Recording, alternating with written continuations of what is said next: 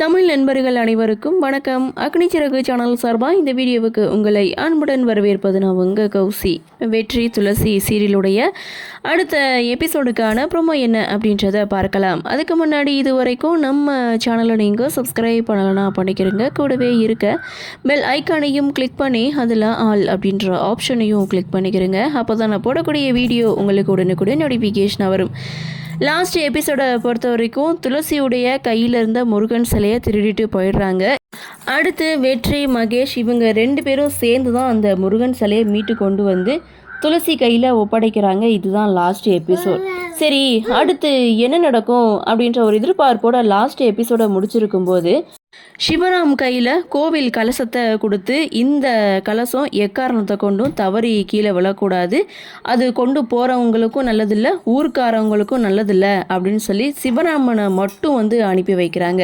அப்போது அந்த அரசியல் எதிரி என்ன பண்ணுறாரு, மீண்டும் 2 ரவுடிகளை பின்தொடர வச்சு அந்த கலசத்தை திரும்ப கோயிலுக்குள்ளே கொண்டு போகக்கூடாது, அதை எப்படியாவது தடுத்து நிறுத்தணும்னு சொல்லி ஒரு பிளானை போடுறாங்க.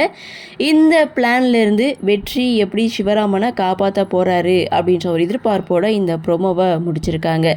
வெற்றி ஒரு பக்கம் தான் மனசில் இருக்கிற காதலை இந்த கோவில் திருவிழா முடிகிறதுக்குள்ளேயும் துளசிக்கிட்ட சொல்லிடலாம் அப்படின்னு முயற்சி பண்ணிகிட்டே இருக்காரு. ஸோ அடுத்தடுத்து என்ன நடக்கும் அப்படின்ற ஒரு எதிர்பார்ப்போட இந்த ப்ரோமோவையும் கொடுத்துருக்காங்க. சரி, என்ன நடக்குது, என்ன மாதிரியான சுவாரஸ்யத்தோடு கதைக்கள நகர்வை கொண்டு வராங்க அப்படின்றது நாமளும் பொறுத்திருந்து பார்க்கலாம். இந்த ப்ரோமோ பற்றின உங்களுடைய கருத்தை வழக்கம் போல கமெண்ட் செக்ஷனில் பதிவு பண்ணுங்கள். இந்த வீடியோ உங்களுக்கு பிடிச்சிருந்தால் லைக் பண்ணுங்கள், மறக்காமல் ஷேர் பண்ணுங்கன்னு சொல்லி இந்த வீடியோவிலேருந்து விடைபெறுகிறேன். நன்றி, வணக்கம்.